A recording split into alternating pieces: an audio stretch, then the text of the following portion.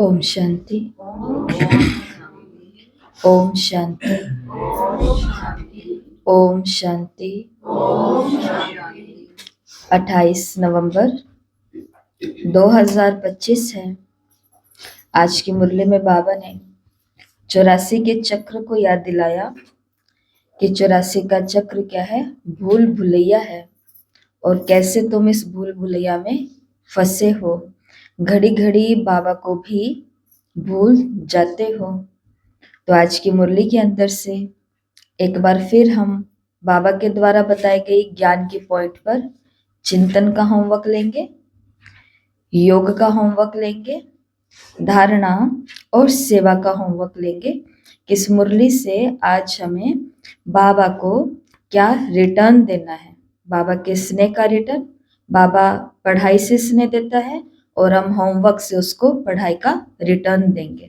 ठीक है, तो सबसे पहले मुरली को हम बहुत ध्यान से, संपूर्ण निश्चय से सुनेंगे। मीठे बच्चे, ये भूल भुलैया का खेल है। तुम घड़ी घड़ी बाप को भूल जाते हो। निश्चय बुद्धि बनो तो इस खेल में फंसेंगे नहीं।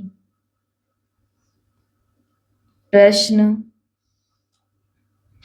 कयामत के समय को देखते हुए तुम बच्चों का कर्तव्य क्या है? कयामत के समय को देखते हुए तुम बच्चों का कर्तव्य क्या है? जिन्होंने मुरली नहीं पढ़ी, नहीं सुनी, वो बताओ कि कयामत के समय, विनाश के समय को देखते हुए हम बच्चों का कर्तव्य क्या है? सबको शिव बाबा का परिचय देना, ये हमारा कर्तव्य है। मनसा वाचा कर्मणा, सेवा करना, ये हमारा कर्तव्य है। ज्यादा से ज्यादा योग करके स्व की सेवा, आत्मा को प्योर बनाना, ये मेरा कर्तव्य है। जो पढ़ाई पढ़ाते हैं, दूसरों को भी बताना, पढ़ना और पढ़ाना, ये मेरा कर्तव्य है। बहुत सुंदर। और सबको रास्ता बताना, अंधों की लाठी बनना, जागती ज्योत बनना, चमकता हुआ धरती का सितारा बनना, ये मेरा कर्तव्य है।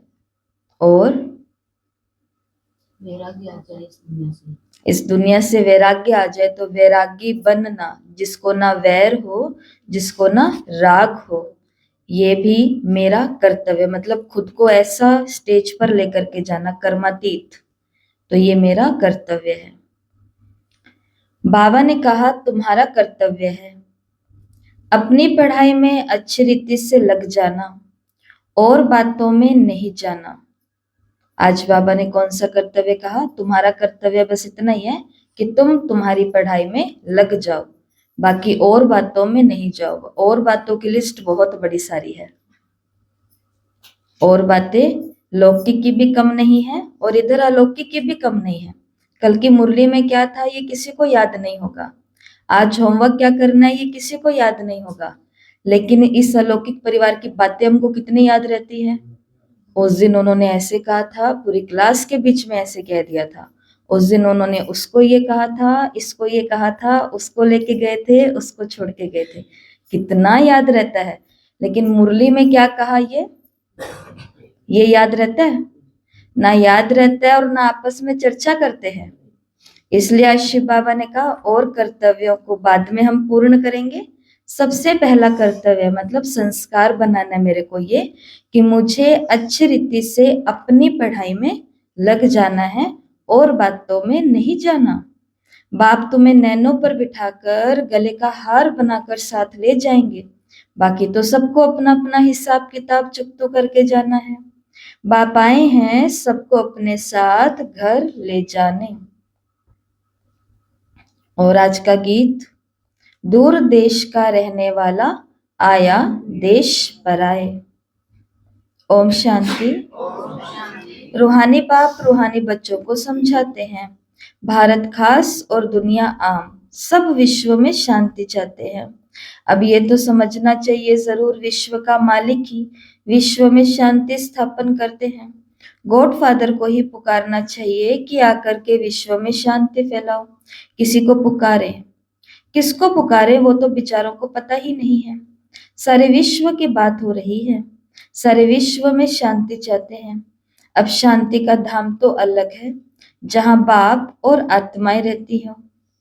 ये भी बेहद का बाप समझाते हैं। अब इस दुनिया में तो ढेर के ढेर मनुष्य हैं, अनेक धर्म हैं।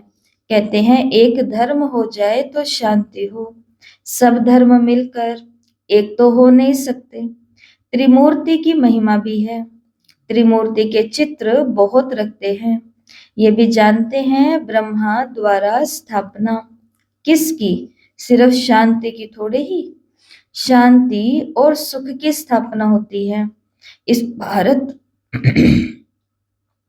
इस भारत में ही 5000 वर्ष पहले जब इनका राज्य था, तो बाकी सब जीव आत्माएं जीव को छोड़ अपने घर गई होंगी।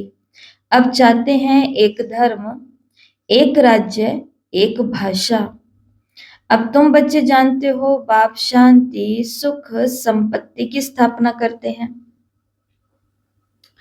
एक राज्य भी जरूर यहाँ ही होगा ना। एक राज्य की स्थापना हो रही है, ये कोई नई बात नहीं है। अनेक बार एक राज्य स्थापन हुआ है, फिर अनेक धर्मों की वृद्धि होते होते झाड़ बड़ा हो जाता है, तो फिर बाप को आना पड़ता है। आत्मा ही सुनती है, पढ़ती है, आत्मा में ही संस्कार है। हम आत्मा भिन्न भिन्न शरीर धारण करती है। बच्चों को इस निश्चय बुद्धि होने में भी बड़ी मेहनत लगती है। कहते हैं बाबा घड़ी घड़ी भूल जाते हैं।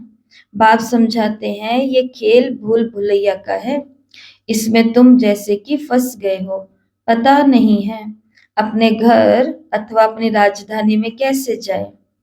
अब बाप ने समझाया है, आगे कुछ नहीं जानते थे। आत्मा कितनी पत्थर बन जाती है। पत्थर बुद्धि और पारस बुद्धि भारत का ही गायन है। पत्थर बुद्धि राजाएं और पारस बुद्धि राजाएं यहाँ ही है, पारसनाथ का मंदिर है। अभी तुम जानते हो हम आत्माएं कहाँ से आई है, पाठ बजाने।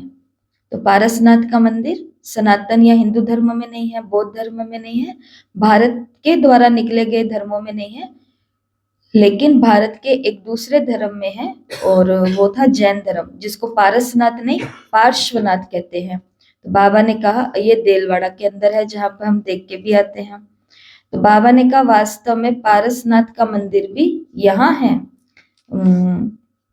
देलवाड़ा में एकदम काली मूर्ति है और आदि देवती ब्रह्मा बाबा जी एक वाइट है सामने।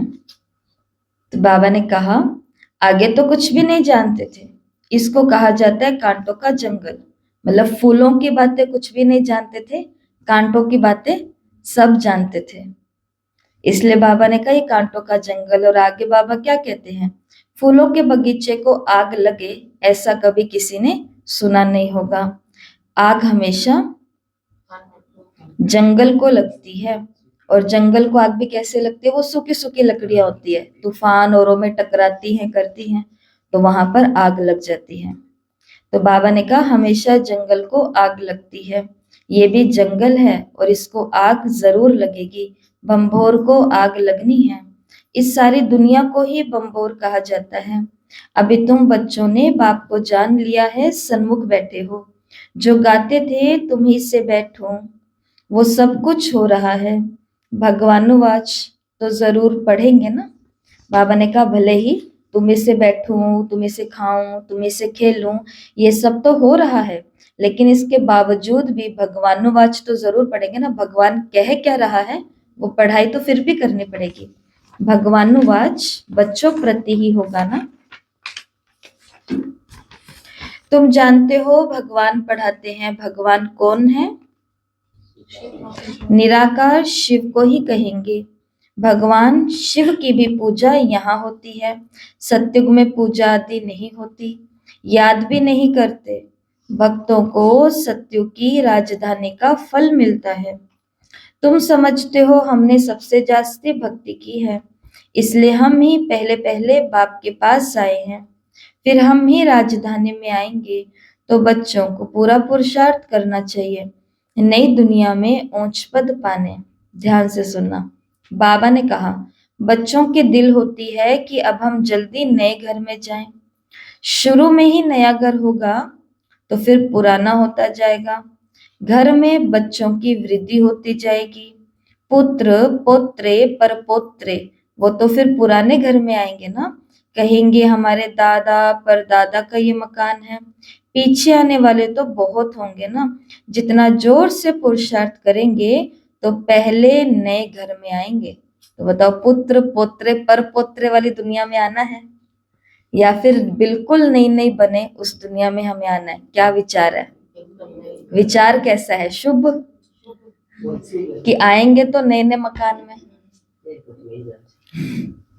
इसलिए बाबा ने कहा, अब क्या करो, बहुत जोर से पुरुषार्थ करो। जोर से मतलब जैसे अभी मुरली सुन रहे, अब कैसे जोर से कैसे पुरुषार्थ करें? ध्यान से, लगन से। श्रीमत पे चलना है, बाबा को फॉलो करना है, चुनमुन बातों को छोड़ो, कुरान पढ़ो। चुनमुन बातों को छोड़ो, पर ये चुनमुन बातें ही तो हमको लेकर के बैठ जाती है ना, डुबा देती है। चुनमुन बातें चुल्लू भर पानी में डुबा देती है, भगवान जैसी चीज मिलने के उपरांत भी। इसलिए बाबा ने कहा, जितना जोर से पुरुषार्थ करेंगे तो पहले नए घर में आएंगे। तो जोर से पुरुषार्थ करने का मतलब होता है, जो हम वैसे तो स्कूल में कॉलेज में भाई बहनों को बच्चों को बताते हैं, क्योंकि हमने भी अपने पढ़ाई के दिनों में ये सीखा था कि जो भी आप कर रहे हो ना, वो 100% करो। मतलब अपनी ऊर्जा 100% कहाँ लगाओ, उसी काम में। जैसे कि टीवी देखो तो बच्चों को कहते हैं कि 100% टीवी देखनी, उस समय दूसरा कोई काम नहीं करना, ना पढ़ना है ना कुछ और काम करने हैं। जिस समय खेल लो तो उस समय 100% सिर्फ क्या करो, खेलो ही खेलो, खूब खेलो खूब खेलो। जिस समय खाओ तो उस समय 100% ध्यान किस में हो, खाने में ही हो। उस समय मेरे को टीवी नहीं चाहिए, उस समय मेरे को मोबाइल नहीं चाहिए, उस समय किसी से बातें नहीं चाहिए, मतलब ऐसे। और इसी प्रकार से फिर बच्चों को बोलते हैं तो वो टीवी की बात सुनते हैं तो खुश होते हैं कि 100% टीवी देखने। उस समय मम्मी को कह दो कि कोई होमवर्क का मत कहो, क्योंकि मैं 100% टीवी ही देखूंगी 1 घंटा तक। 100% खेलूंगी, 100% ही सोऊंगी, 100% ही खाऊंगी। और वैसे ही पढ़ाई का जब समय आए तो उस समय फिर से अपने आप को बोलो कि अब 100% मैं क्या करूंगी, पढ़ाई करूंगी। अब मेरे को मोबाइल नहीं चाहिए, अब मेरे को टीवी नहीं चाहिए, अब मम्मी को बोल दो मुझे कोई काम का भी नहीं बोलना, और अब मेरे को कोई दोस्त नहीं चाहिए, और अब मेरे को भूख भी नहीं लग रही है। नहीं तो पढ़ाई के समय बच्चों को भूख भी बहुत ज्यादा लगने लग जाती है, टीवी भी बहुत याद आती है, दोस्त भी याद आते हैं, बातें भी याद आती है, सब याद आता है। इसके लिए फॉर्मूला दिया जाता है कि जिस समय जो करो वो 100% करो। आज की मुरली में बाबा याद दिलाएंगे कि तुम सभी कौन हो, स्टूडेंट हो। टीचर तो एक ही है, बाबा ने कहा तुम सब कौन हो, स्टूडेंट हो। तो स्टूडेंट को स्टूडेंट के ही फॉर्मूला यूज करने पड़ेंगे। तो उधर के स्टूडेंट के लिए भी यही है कि अगर अच्छे मार्क्स लेने हैं, नंबर 1 में जाना है, तो वो बच्चा हर काम में होशियार होता है। तो हमको भी क्या करना है, हर काम में होशियार बनना है। मतलब हर पुरुषार्थ कैसा करना है, जोर से करना है, 100% ऊर्जा। चाहे काम छोटा सा हो ज्ञान यज्ञ का, चाहे यज्ञ का बड़ा सारा पुरुषार्थ हो, लेकिन अपनी पूरी ताकत किस में लगानी है, उसी में, जिसको बाबा बोलते हैं 20 नाखूनों का जोर लगा दो। तो जितना जोर से पुरुषार्थ करेंगे उतना पहले घर में जाएंगे। पुरुषार्थ की युक्ति बाप बहुत सहज समझाते हैं। भक्ति में भी पुरुषार्थ करते हो ना, बहुत भक्तों के नाम बाला होते हैं, कई भक्तों की स्टैंप भी निकालते हैं। ज्ञान की माला का तो कोई को पता भी नहीं है।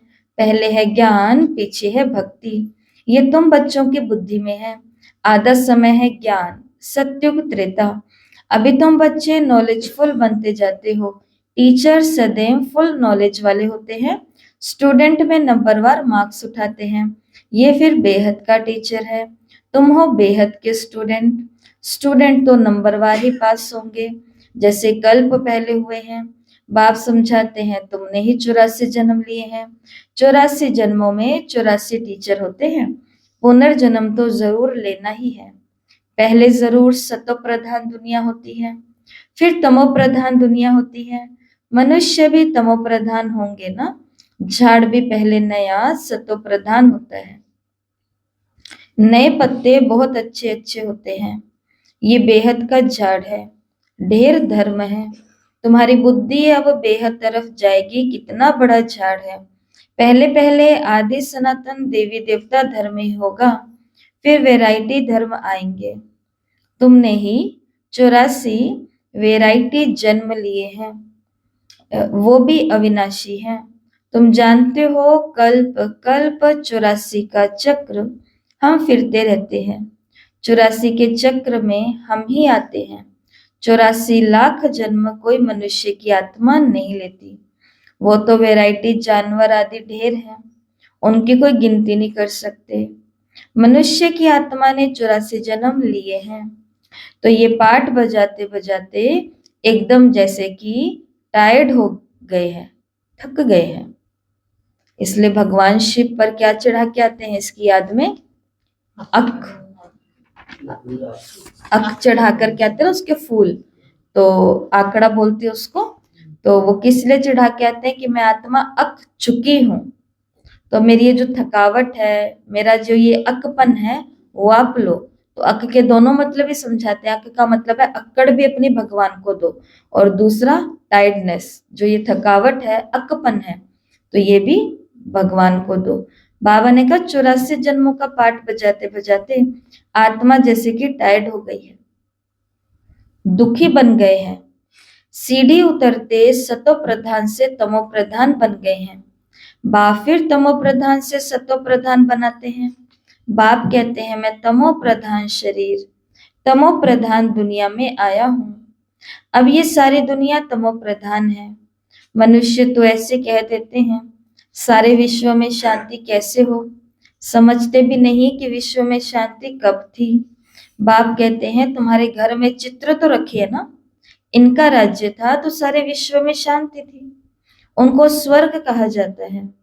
नई दुनिया को ही हेवन, गोल्डन एज कहा जाता है। अभी ये पुरानी दुनिया बदलनी है, वो राजधानी स्थापन हो रही है। विश्व में राज्य तो इनका ही था। लक्ष्मी नारायण के मंदिर में बहुत मनुष्य जाते हैं। ये थोड़े किसी की बुद्धि में है कि यही भारत के मालिक थे। इनके राज्य में जरूर सुख शांति थी। 5000 वर्ष की बात है जब इनका राज्य था।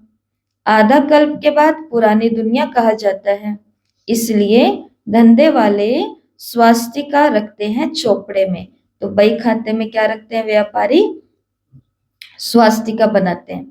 उसका अर्थ तो है ना, वो तो गणेश कह देते हैं। गणेश को फिर विघ्न विनाशक देवता भी समझते हैं। स्वास्तिका में पूरे 4 भाग होते हैं। तो ये सब है भक्ति मार्ग। अभी दीपावली मनाते हैं। वास्तव में सच्ची सच्ची दीपावली याद की यात्रा ही है, जिससे आत्मा की ज्योति 21 जन्मों के लिए जग जाती है। बहुत कमाई होती है।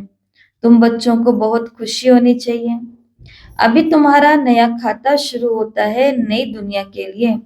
21 जन्मों के लिए खाता अभी जमा करना है। 21 जन्मों के लिए खाता अभी जमा करना है। 21 जन्म मुझे कैसे चाहिए?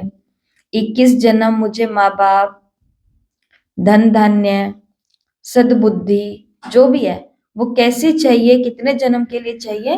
तो बाबा ने कहा वो खाता कब से शुरू होता है? संगम युग से शुरू होता है। तो खाता जमा हो रहा है? बोलो हाँ, हो रहा है। 21 जन्मों के लिए खाता बाबा ने कहा अभी जमा करना है। अब बाप बच्चों को समझाते हैं, अपने को आत्मा समझ, सुन रहे हो, खाता जमा होएगा। अगर आत्मा समझ के सुन रहे हैं तो खाता जमा होगा। लेकिन ये बात जरूर याद रखनी है, वही वाली बात कि झोली भर तो रही है लेकिन छेद भी बहुत है। तो भरती भी जा रही है और खाली भी होती जा रही है। तो हमको दिख तो रही हो रही इतना भर गया, इतना भर गया, इतना भर गया, लेकिन अपने उस मियाँ मिट्टू उस अहम वहम में हम रह गए कि अरे तो भर रहा है, भर रहा है, भर रहा है, और ये ध्यान ही नहीं रहा कि सिलाई करनी तो बाकी रह गई, वो सारे छेद तो बंद ही नहीं किए, क्योंकि वो तो नीचे बिखर भी रहा है। व्यर्थ संकल्प, तो ये जो व्यर्थ संकल्प है हमारे संस्कारों में आ चुके हैं ना, तो इसलिए वो संस्कार क्या कर देते हैं, जमा तो हम बहुत कुछ कर रहे हैं। जिस दिन से हम बाबा के बने उस दिन से देखो हमने कितना जमा कर लिया है, लेकिन क्यों आत्मा आज भी योग नहीं लगता। ऐसे 8 आज की मुरली में सुनेंगे हम कि मैं बीमार हूँ, मेरा योग नहीं लगता, बाबा को मैं भूल जाती हूँ, ये प्रॉब्लम्स बाबा ने बताई है। तो ये सारी बातें अब मेरे साथ क्यों हो रही है, जबकि मैंने तो इतने सालों से जमा कर रही हूँ। कारण उसका यही है कि जमा भी हो रहा है और साथ में इन कर्मेंद्रियों से खाली भी हो रहा है, जा भी रहा है। इसके लिए जमा तो करना ही करना है, लेकिन जो लीकेज के बिंदु हैं, बाबा ने कहा ना, उन लीकेज को भी क्या करना है, बंद करना है। वही फिर टंकी कैसे भरेगी है ना, इसलिए अच्छी चाहिए वो भी। तो बाबा ने कहा 21 जन्मों का खाता अभी जमा करना है। अब बाप बच्चों को समझाते हैं, अपने को आत्मा समझ के सुन रहे हो, आत्मा समझकर सुनेंगे तो खुशी भी रहेगी। बाप हमको पढ़ाते हैं, भगवानुवाच है ना, भगवान तो एक ही होता है, जरूर वो आकर शरीर लेता होगा, तब भगवानुवाच कहा जाता है। ये किसी को भी पता नहीं, तब नेति नेति करते हैं। कहते भी हैं वो परम पिता परमात्मा है, फिर कह देते हैं हम नहीं जानते। कहते भी हैं शिव बाबा, ब्रह्मा को भी बाबा कहते हैं, विष्णु को कभी बाबा नहीं कहेंगे। प्रजापिता ब्रह्मा बाबा ठहरा ना, तुम हो ब्रह्मा कुमार ब्रह्मा कुमारी, मतलब तुम हो बीके। प्रजापिता नाम ना होने से समझते नहीं है, इतने ढेर बीके हैं तो जरूर कोई प्रजापिता भी होगा, इसलिए प्रजापिता अक्षर जरूर डालो। तो ब्रह्मा बाबा नहीं, प्रजापिता ब्रह्मा बाबा। तो बाबा ने कहा ऐसा तो समझेंगे, प्रजापिता तो जरूर हमारा ही बाप ठहरा। नई सृष्टि जरूर प्रजापिता द्वारा ही रची जाती है। हम आत्माएं भाई भाई हैं, फिर शरीर धारण कर भाई बहन हो जाते हैं। बाप के बच्चे तो अविनाशी हैं, फिर साकार में बहन भाई चाहिए, तो नाम है प्रजा पिता ब्रह्मा। परंतु ब्रह्मा को कोई याद नहीं करते, याद लौकिक को करते हैं और पारलौकिक को करते हैं। प्रजापिता ब्रह्मा को कोई याद नहीं करते, दुख में बाप का सिमरन करते हैं, ब्रह्मा का नहीं। कहेंगे हे भगवान, हे ब्रह्मा नहीं कहेंगे। सुख में तो किसी को भी याद नहीं करते, वहां तो सुख ही सुख है, ये भी किसी को पता नहीं। तुम जानते हो इस समय तुम्हारे कितने बाप हैं, 3 बाप हैं। तुम जानते हो इस समय तुम्हारे 3 बाप हैं। भक्ति में 2 होते हैं, लौकिक और पारलौकिक को याद करते। सत्युग में सिर्फ एक लौकिक बाप को याद करते, संगम पर तीनों को याद करते हैं। लौकिक भी हैं, लेकिन जानते हैं कि वो हद का बाप है, उनसे हद का वर्षा मिलना है। अभी हमको बेहद का बाप मिला है, जिससे बेहद का वर्षा मिलता है। ये समझ की बात है। अब बेहद का बाप आए हैं ब्रह्मा के तन में, हम बच्चों को बेहद का सुख देने, उनका बनने से हम बेहद का वर्षा पाते हैं। ये जैसे दादे का वर्षा मिलता है ब्रह्मा द्वारा, वो कहते हैं वर्षा तुमको मैं देता हूँ, पढ़ाता तुमको मैं हूँ, ज्ञान मेरे पास है। कौन कह रहा है, शिव बाबा कह रहे हैं कि दादे के द्वारा वर्षा भी मिल रहा है, लेकिन देता मैं हूँ, पढ़ाता मैं हूँ, ज्ञान मेरे पास है। बाकी मनुष्यों में ना ज्ञान है ना देवताओं में, ज्ञान है मेरे में, जो मैं तुम बच्चों को देता हूँ, ये है रूहानी ज्ञान। तुम बच्चे हो रूहानी बाप, तुम बच्चे जानते हो रूहानी बाप द्वारा हमको ये पद मिलता है। ऐसे ऐसे विचार सागर मंथन करना चाहिए। गायन भी है, मन के जीते जीत मन के हारे हार। बाबा ने इसको करेक्ट किया और बाबा ने कहा वास्तव में कहना चाहिए माया पर जीते जीत है, क्योंकि माया को तो जीता नहीं, क्योंकि मन को तो जीता नहीं जाता। मनुष्य कहते हैं मन की शांति कैसे हो, और बाप कहते हैं आत्मा कैसे कहेगी कि मन की शांति चाहिए। आत्मा तो है ही शांति धाम में रहने वाली। आत्मा जब शरीर में आती है तब कार्य करने लग पड़ती है। तो बाप कहते हैं तुम अब स्वधर्म में टिको, अपने को आत्मा समझो। आत्मा का स्वधर्म है शांत। बाकी शांति कहाँ से ढूंढनी नहीं है। इस पर रानी का भी दृष्टांत है हार का, कि वो हार गले में ही है लेकिन वो सब जगह ढूंढ रही है। जैसे स्पेक्स, चश्मा होता है, कंघी होती है, वो इधर उधर ही कहीं पर सिर पर लगाया हुआ होता है, लेकिन ढूंढते रहते हैं उसको सब जगह पर, कहाँ है कहाँ है कहाँ है। तो वो भी हार उसके गले में ही था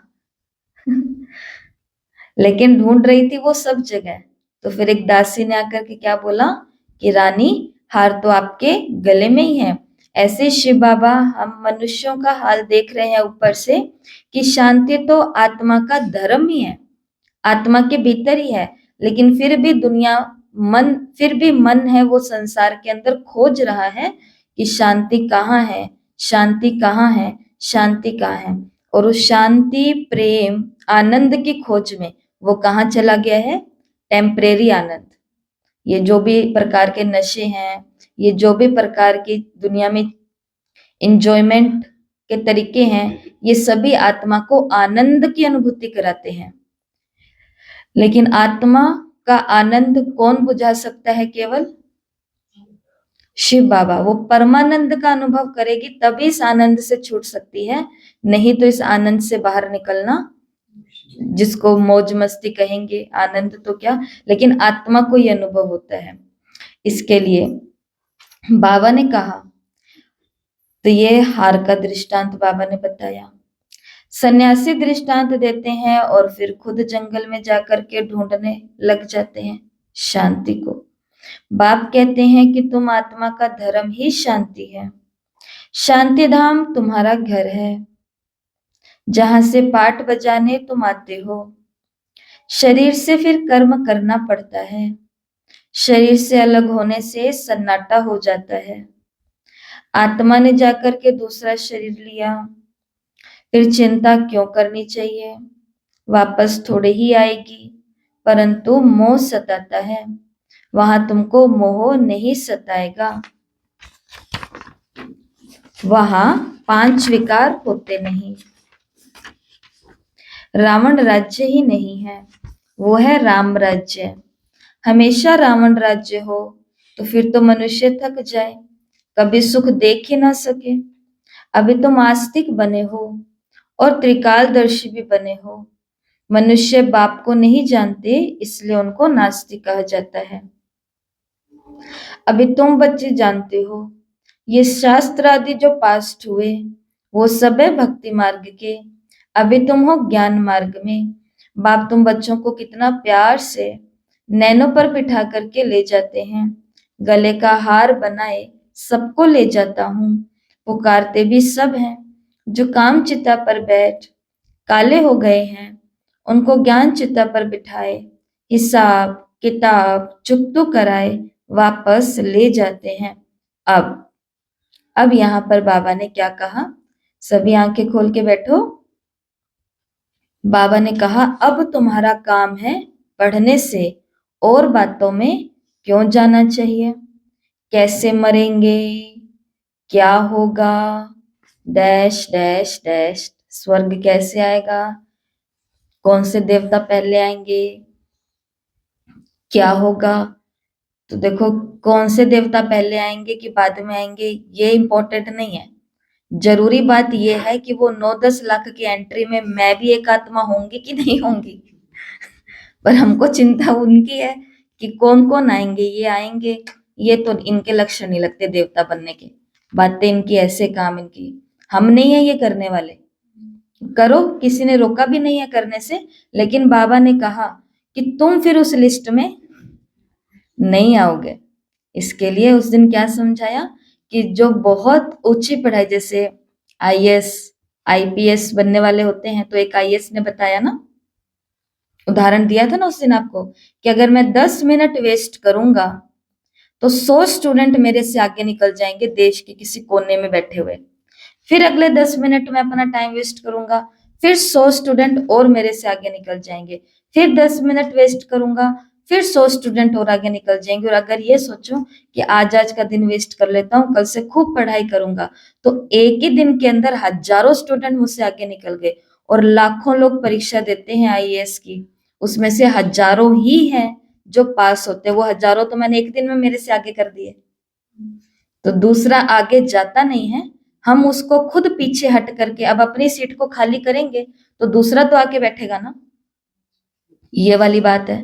तो इसके लिए जो समझदार स्टूडेंट होते हैं, और हम सभी फिर से एक बार ये बात को याद करेंगे कि बाबा ने कहा है मैं बेहद का बाप हूं और तुम सभी कौन हो, मेरे बच्चे स्टूडेंट हो। मैं बेहद का टीचर हूं बाप तुम्हारा, और तुम सब कौन हो, स्टूडेंट हो। तो स्टूडेंट को स्टूडेंट के ही भान में रहना पड़ेगा, तब जाकर के हम अपनी पूरी पढ़ाई पर ध्यान दे पाएंगे और फिर ये याद भी रहेगा। बाकी बाबा ने कहा ये तो कयामत का समय है, सब हिसाब किताब चुकतू कर वापस चले जाएंगे। ये बेहद का ड्रामा का राज तुम बच्चों की बुद्धि में है और कोई नहीं जानते। बच्चे जानते हैं बाबा के पास कल्प कल्प हम आते हैं बेहद का वर्षा लेने। हम जीव की आत्माएं हैं, बाबा ने भी देह में आकर के प्रवेश किया है। बाप कहते हैं मैं साधारण तन में आता हूँ, इनको भी बैठ समझाता हूँ कि तुम अपने जन्मों को नहीं जानते। देखो पांडव तो पांचों के पांचों थे ना, पांडु के बेटे पांचों ही पांडव थे, लेकिन पांचों में से ज्ञान अर्जुन को ही क्यों दिया गया? युद्ध पांचों ही करने वाले थे, द्रौपदी का प्रतिशोध पांचों लेने वाले थे, और गुप्त क्या बोलते हैं वो जो वनवास हुआ था उसके अंदर भी पांचों गए थे, युद्ध की तैयारी भी पांचों ने की है। पांचों को ही हस्तिनापुर चाहिए, सब कुछ तो पांचों ने किया था, है ना। लेकिन ज्ञान सिर्फ अर्जुन को ही क्यों दिया गया? कुसुम बहन आपके ऊपर ये प्रश्न आता है। 1 करोड़ का प्रश्न है, कौन बनेगा स्वर्गवासी? बताओ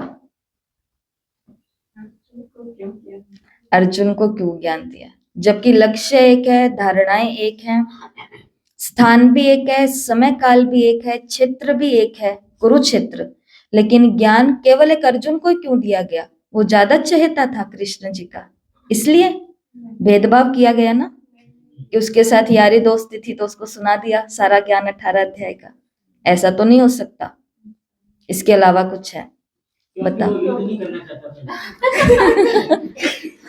फटाफट वाला 1 करोड़ तो ले स्वर्गवासी तो बन गए ना।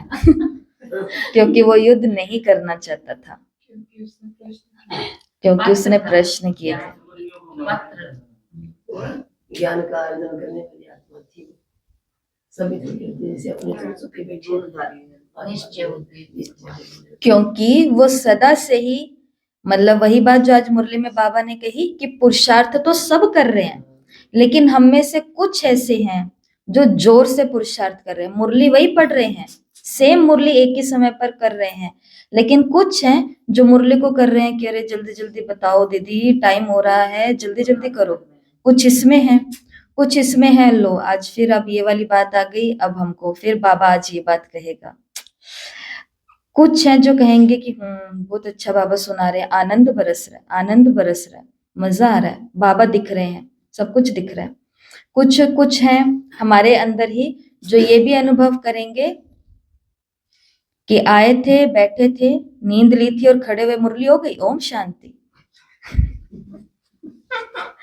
और कुछ हैं जो ये सोच रहे होंगे कि अच्छा ये बाबा ने कहा है कि अब तुमको जोर से पुरुषार्थ करना, वो यही बैठे बैठे सोचने लगे कि आज क्या जोर से पुरुषार्थ करूंगी मैं, मतलब काम यहीं से शुरू हो गया। इसलिए ही अर्जुन को ज्ञान सुनाया गया, क्योंकि अर्जुन जो काम करता था वो महारथी होकर के करता था। इसके लिए उधर जैसे कृष्ण दिखाए गए हैं, लेकिन वो भगवान की बात है, तो भगवान भी देख लेते हैं कि कौन है। ब्रह्मा को इस पूरी सृष्टि में एक ब्रह्मा की आत्मा को क्यों चूज किया गया? ड्रामा का राज अलग है, कृष्ण की आत्मा अलग है, लेकिन फिर भी क्यों? क्योंकि ब्रह्मा बाबा के पिछले जो 60 साल निकले थे वो भी आम नहीं थे। बिना माँ बाप के वो बच्चा बड़ा हुआ, फिर अपने चाचा के साथ ईमानदारी से काम किया, बहुत ही दानी प्रवृत्ति का बचपन में रहा, दृष्टिवृत्ति इतनी प्योर थी कि राजा महाराजा किसी दूसरे आदमी को रानियों के उस कक्ष में या उस महल में नहीं भेजते थे, लेकिन ये इतनी प्योर दृष्टि के नेचर के थे, कितने बड़े होने के बाद भी इनको अनुमति थी। अपने बिहाफ अपने आधार पर इन्होंने मुंबई में जाके सीखा एक युवा ने, और वहां से अपना एक बिजनेस कलकत्ता में इतना बड़ा खड़ा कर लिया। और जीवन का नियम था कि जब तक गीता का पाठ करूंगा नहीं तब तक मुंह के अंदर एक अन्न और जल जाएगा नहीं। 12-12 गुरु जीवन में बनाए, और एक एक गुरु का बुलावा माना, काल का बुलावा, ये बाबा का टाइटल था, बाबा की स्थिति थी। गुरु ने कहा कि सट्टे के अंदर इस मेरे को भगत को रुपया चाहिए, तो दादा लेखराज को ये नहीं दिख रहा कि सट्टे के अंदर चाहिए। दादा लेखराज को बस ये दिख रहा है कि मुंबई में अगर मेरे गुरुजी ने मेरे को बुलाया है तो मैं जाऊंगा पोते का नामकरण छोड़ करके। और वहां पर जाकर के गुरु ने बोला है कि इसको इतने पैसे दो, तो वो दे भी दिए। मतलब तो पहले से इस आत्मा की पर्सनैलिटी ऐसी थी। तो काम तो दुनिया में, संसार तो बच्चे तो सब कर रहे थे, बिजनेस तो सब कर रहे थे, बच्चों की शादियां भी कर रहे थे, पोतों के नामकरण भी कर रहे थे, गुरु भी बना रहे थे, बनारस भी जा रहे थे, हरिद्वार गंगा में भी नहा रहे थे, सब कुछ कर रहे थे। लेकिन ब्रह्मा जैसे, दादा लेखराज जैसे कर रहे थे, वो अलग स्थिति में कर रहे थे। तो ये होता है, पांडव में से भी कुछ को चुना जाता है जिस पर भगवान अपना सब कुछ शक्ति लगा देते हैं। इसके लिए स्वर्ग में तो नई दुनिया में आए चाहे नहीं आए, आएंगे, जरूर आएंगे, लेकिन संगम में भी पहले पहले बाबा की आंखों के ऐसे काम करने हैं कि हर काम में बाबा को कौन याद आऊं? मैं याद आऊं। हाँ, सारथी संग तो चाहिए। कोई ये ना सोचे कि हमें किसी का संग नहीं चाहिए, हम तो ऐसे पार हो जाएंगे बाबा बाबा करते। साकार है तो सारथी चाहिए, वही बात ही कह रही हूँ कि हाँ, अर्जुन के साथ थे वो, इसलिए वो डर भी रहे थे, तो सोचा हम यहाँ इनको ही सुनाओ। हाँ, क्योंकि उससे पहले अर्जुन ने कुछ काम कर दिया था ना। अर्जुन ने भीख नहीं मांगी, अर्जुन ने लालच नहीं दिखाया अक्षौणी सेना का। अर्जुन का पहला समर्पण था, तो ज्ञान भी अर्जुन को प्राप्त हुआ। फिर भी उनके प्रति मोह था, फिर भी मोह था, अंदर में वो भावना थी। तो कहने का भाव ये है, ये बात हमने क्यों करी है वैसे? क्योंकि बाबा ने कहा कि, क्योंकि यहाँ पे हमें अर्जुन याद आ गए जब बाबा ने ये बात कही कि मैं साधारण तन में आता हूँ और इनको भी समझाता हूँ कि तुम अपने जन्मों को नहीं जानते हो। ये गीता के महावाक्य हैं कि हे अर्जुन, तुम तुम्हारे जन्मों को नहीं जानते हो, मैं तुम्हें बताता हूँ। और कोई ऐसे कह ना सके कि बच्चों देही अभिमानी बनो, बाप को याद करो। अच्छा, मीठे मीठे सिकिलधे बच्चों प्रति माता पिता बाप दादा का याद प्यार और गुड मॉर्निंग। रूहानी बाप की रूहानी बच्चों को नमस्ते। हम रूहानी बच्चों की रूहानी माता पिता बाप दादा को याद प्यार, नमस्ते, गुड मॉर्निंग, ओम शांति, शुक्रिया बाबा, शुक्रिया, वाह बाबा वाह। धारणा के लिए मुख्य सार बाबा ने कहा, पहला, याद की यात्रा में रहकर सच्ची सच्ची दीपावली रोज मनानी है। रोज क्या मनानी है? दीपावली। और आज बाबा ने कौन सी ज्योत जगाने के लिए बोला है? याद की यात्रा की ज्योति जगा के रखो। अपना नया खाता 21 जन्मों के लिए जमा करो। तो पुराने खाते बंद, और खाते के अंदर देखना कि जमा ही होता जाए। तो 21 जन्मों के लिए अपना नया खाता अब जमा करना है। दूसरा, ड्रामा के राज को बुद्धि में रख, पढ़ाई के सिवाय और किसी भी बात में नहीं जाना। अंडरलाइन। जैसे आज मैंने देखा कि कल बाबा ने कहा कि क्लास में लेट नहीं आना, इतना स्पष्ट बाबा ने बोला। तो आज हमने देखा कि सब पहले आ गए थे। कितना अच्छा, सभी अपने लिए ताली बजाओ। अब कुछ सोच रहे हम तो हमेशा ही पहले आते हैं, लेकिन आज तो बजानी पड़ेगी सभी के लिए। कुछ का तो नियम है पहले आने का, लेकिन आज सबने किसका कहना माना? प्यारे बाबा का कहना माना। जरूर आप अंधेरे में 10 मिनट पहले निकले हो, तब यहाँ पे पहुंचे हो, तो ये जोर से पुरुषार्थ किया आज।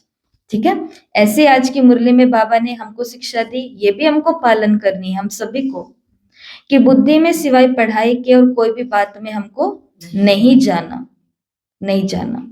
सब हिसाब किताब चुकतू करने। सब यहाँ पे क्या हो रहे हैं? सबके हिसाब किताब चुकतू हो रहे हैं। तो जिसके हिसाब किताब चुकतू हो रहे हैं उसके होने दो। हम क्यों बीच में पढ़ करके उनके हिसाब किताब में अपना नया खाता खोलें? तो इसलिए हिसाब किताब चुकतू हो रहे हैं, यही है।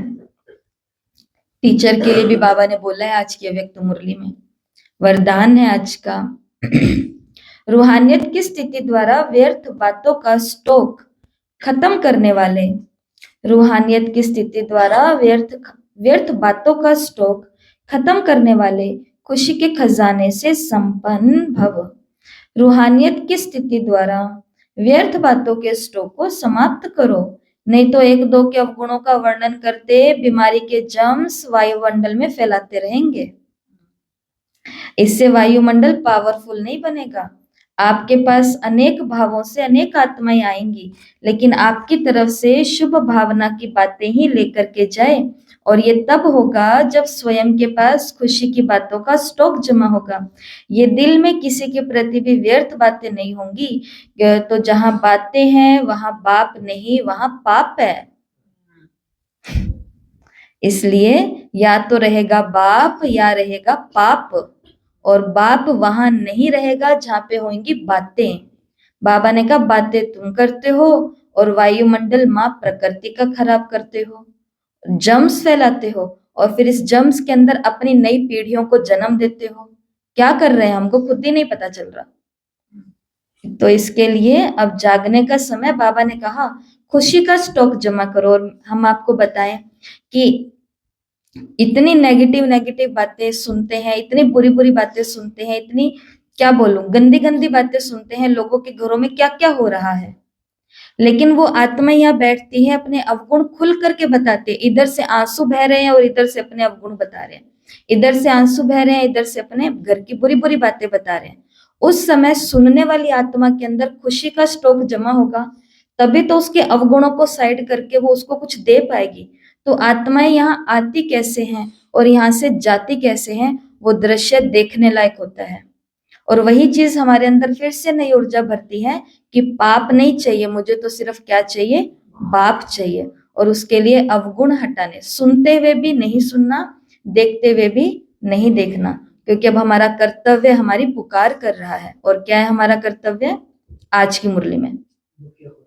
आज की मुरली में ध्यान से हाँ, कि तुम्हें अपनी पढ़ाई पर केवल ध्यान देना है और बातों में नहीं जाना। और आज तो बाबा ने क्लियर कट बोल दिया है, और बातें जहां होंगी वहां बाप नहीं होगा। करना है, मैं क्या बनना है? यस, नहीं तो पुत्र पोत्रे और परपोत्रे वाली दुनिया में, पुरानी दुनिया में आ जाएंगे। स्लोगन है समृद्धि का स्विच ऑन हो तो मूड ऑफ नहीं हो सकती, समृद्धि का स्विच ऑन हो तो मूड ऑफ नहीं हो सकती। आज के अव्यक्त इशारे हैं, अशरीरी और विदेही स्थिति का अभ्यास बढ़ाओ। बाबा ने कहा जितना जो बिजी है उतना ही उसको बीच बीच में ये अभ्यास करना जरूरी है। फिर सेवा में जो कभी कभी थकावट होती है, कभी कभी आपस में कुछ हलचल हो जाती है, वो नहीं होगी। 1 सेकंड में न्यारे होने का अभ्यास होगा, तो कोई भी बात होते हुए 1 सेकंड में अपने अभ्यास से इन बातों से दूर हो जाएंगे। सोचा और हुआ, युद्ध नहीं करनी पड़ेगी। तो इसलिए क्या करो, बीच बीच में बाबा की याद, अशरीरी बनने का अभ्यास। तो बातें भी होंगी, थकावट भी होगी, लेकिन बहुत जल्दी उससे किनारे हो जाएंगे, युद्ध नहीं करनी पड़ेगी। ये आज के बाबा के हमने महावाक्य सुने, मुरली सुनी। मुरली वैसे तो आज पूरी ज्ञान के ऊपर ही रही है, लेकिन धारणा, वरदान और जो स्लोगन और जो अव्यक्त इशारे हैं, वहां पर सब प्रकार की धारणा, सेवा और योग की सारी बातें आ चुकी है। तो आज तीनों प्रकार का, चारों सब्जेक्ट से होमवर्क है, चारों प्रकार का। तो आज ज्ञान की होमवर्क है बस एक ही पॉइंट की। आज पूरे दिन में 5 या 10 मिनट निकाल के बस चिंतन करना है, और जो चिंतन करना चाहिए वो चिंतन करना, और जो नोटबुक पेपर पेन को यूज करना चाहिए वो उनको भी यूज करना। किस पॉइंट के ऊपर? कि मैं आत्मा इस 84 की भूल भुलैया में फंस कैसे जाती हूँ, मतलब मैं आत्मा भूल भुलैया में फंस कैसे जाती हूँ, इसके ऊपर चिंतन करना है। और ये तो बिल्कुल नहीं लिखना कि ड्रामा अनुसार फंस जाती हूँ। ठीक है, चिंतन करने का मतलब है चिंतन करना है, बने बनाए ड्रामा पर नहीं, जो ड्रामा हम बना रहे हैं उसके ऊपर कि मैं कैसे फंसती हूँ। तो वही बात कि मैं आत्मा तो बिल्कुल ही बंधन मुक्त होती हूँ, मैं तो अपने देह में भी नहीं फंसती हूँ। लेकिन जैसे जैसे समय बीतता है, 1 जन्म से 2 जन्म, 2 से 3 जन्म, सीढ़ी नीचे उतरते उतरते 21, 22, 23, 24 जन्म आते आते मुझे सबसे पहले देह का भान आता है। ये देह का भान आते ही सबसे पहले मैं फंसती हूँ कि मैं लड़का हूँ, मैं लड़की हूँ, मैं स्त्री हूँ, मैं पुरुष हूँ, मैं सुंदर हूँ, मैं कुरूप हूँ। यहां से फंसना मेरा स्टार्ट होता है। और फंसते फंसते फंसते, कितनी विडंबना की बात है, आज हम उस हद तक फंस चुके हैं कि हमको ये समझना पड़ रहा है कि मैं एक आत्मा हूं, याद कराना पड़ रहा है, जबकि नेचुरल रूप में आत्मा ही ये याद कर रही है कि मैं आत्मा हूं, ये याद भी आत्मा ही कर रही है। तो आज का ये ज्ञान की पॉइंट है। ठीक है, सभी को चिंतन करना है, जो चाहे ग्रुप में शेयर करना वो ग्रुप में शेयर कर सकता है। अब बात ग्रुप की आई है तो मैं रोज कोई ना कोई पूछते हैं कि हमें भी ग्रुप में जुड़ना है, कैसे जुड़े? तो जो भी मुरली आप सुन रहे हैं उसके डिस्क्रिप्शन बॉक्स में जाओगे, जहां पर ये होमवर्क सब कुछ होता है, वहीं पर ही नीचे साकार मुरली का टेलीग्राम का लिंक आपको मिलेगा। उसको जब ज्वाइन करोगे तो ऑटोमेटिकली आप ग्रुप में आ जाओगे, तो ग्रुप में भी शेयर कर सकते हो। आज योग का होमवर्क है, बस पूरे दिन में 5-10 मिनट ये करना है, ज्यादा अपने को नहीं करना। और कैसे करना है? जोर से चिंतन करना है, पूरी ताकत लगा के। योग का होमवर्क है आज पूरे दिन में मात्र 15 मिनट का टाइम निकालना है। और क्या चिंतन करना है? मैं शांति धाम निवासी हूँ, बाप के नैनों पर बैठी हूँ। बाबा ने कहा ना तुमको नैनों में बिठा के लेके जाऊंगा, गले का हार बना के लेके जाऊंगा। तो आज दिन में जब भी हम काम के बीच में योग करते हैं, कार्य से निवृत्त होकर के भी योग करते हैं, शाम को भी योग करते हैं और रात को भी योग करते हैं।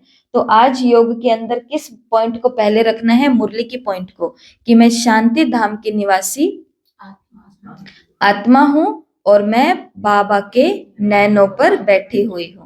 परम धाम जाना और ढूंढना बाबा के नयन है कहाँ पर, तो वो लाइट के नयन होंगे, तो फिर उसके ऊपर बैठना, किरणें हैं वो। और आज धारणा का होमवर्क है, जैसा कि मुरली के अंदर बाबा ने आज हमको बोला है कि किसी के भी अवगुण पर हमें वर्णन नहीं करना, कुछ नहीं करना। सुधार कर सकते हैं तो करो, नहीं तो अपने काम से काम रखो। किसी भी आत्मा के अवगुण पर एक भी वाक्य नहीं बोलना आज। किसी भी आत्मा के अवगुण पर एक भी वाक्य आज नहीं बोलना। ठीक है, बोलने का हक किसको है? अगर आप माँ बाप हो तो आपको बिल्कुल हक है अपने बच्चे के अवगुण के ऊपर 1 नहीं 10 वाक्य बोलने का। अगर आप एक टीचर हो तो आपको पूरा हक है 1 नहीं 10 वाक्य बोलने का। अगर आप एक गुरु हो तो आपको भी पूरा पूरा हक है 1 नहीं 10 वाक्य बोलने का। लेकिन अगर हम जीन्स हैं, हम साथी हैं, हम एक ही क्लास के स्टूडेंट हैं, हम एक ही यज्ञ के भांति हैं, तो हमें किसी भी प्रकार का हक नहीं है।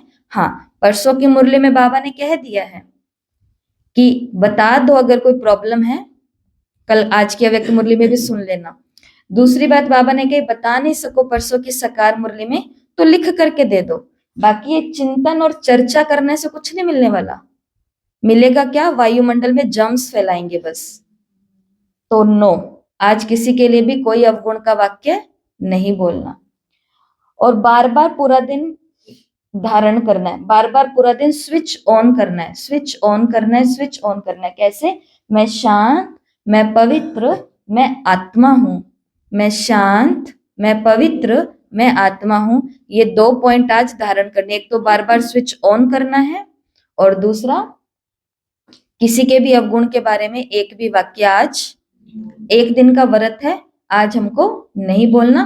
तो फिर इसकी जगह क्या करना है? बोलने का जी तो बहुत कर रहा है, लेकिन उनके लिए योग का दान करना है, शुभ भावना और शुभकामना भेजनी है।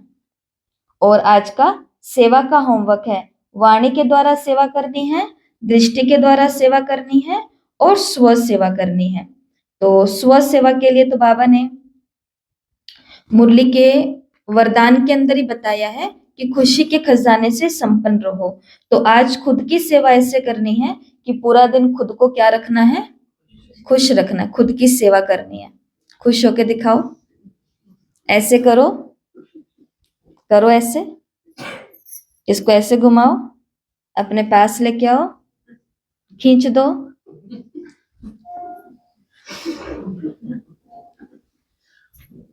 कल एक माता बहुत रो रही थी, दूसरी माता आई तो मैं उनको एक्सरसाइज, मैं बताई नहीं उनको एक्सरसाइज, पर जो आई थी उसको बताई हुई थी, वो उस माता को बता रही है कि देखो दीदी ने कहा है ऐसे करो, ऐसे करो, ऐसे करो और ऐसे करो। तो ये क्या होता है, खुद की तो सेवा करें पहले। तो खुद की क्या सेवा करनी है, आज मुझे खुद को खुश रखना है। फिर आज दृष्टि के द्वारा सेवा करनी है हमको। विश्व एक है, राज्य एक है और सब सुख की ओर जा रहे हैं। जिसको भी देख रही हूँ तो सबके लिए क्या सोचना है कि सब सुख की ओर जा रहे हैं। मेरा विश्व एक है, आने वाला राज्य एक है, ये सब सुख की ओर जा रहे हैं। ये करनी आज दृष्टि से सेवा। और आज वाणी से सेवा करनी है। किसी एक को 2 लाइन का मैसेज भेजना है कि आप शांत आत्मा है, आप शांति धाम की आत्मा है, आपका स्वधर्म शांति है। वाणी से बस 2 लाइन की सेवा करनी है कि आप शांति धाम की आत्मा है और आपका स्वधर्म शांति है। क्योंकि आज बाबा ने कहा ना सब शांति को ढूंढ रहे हैं, तो आज बाबा की मुरली से बाबा का होमवर्क पूरा करेंगे, पूरा होमवर्क करेंगे। और आज बाबा को दिन के लास्ट में क्या कर देंगे, खुश कर देंगे। आशुतोष को आज खुश कर देंगे, सहज खुश होने वाला है वो। इसके लिए उसने हमको 1 घंटा मुरली कराने का सौभाग्य प्रदान किया, सुनने का। और अब पूरे दिन के अंदर हम बाबा को रिटर्न देंगे ये जो हमें सौभाग्य प्राप्त हुआ है उसका, ठीक है। और आज 21 बारी जिस स्वमान का अनुभव करना है वो है, मैं खुशी के खजाने से संपन्न आत्मा हूं। लिखत में 21 बारी, मैं खुशी के खजाने से संपन्न आत्मा हूं। अच्छा, ओम शांति।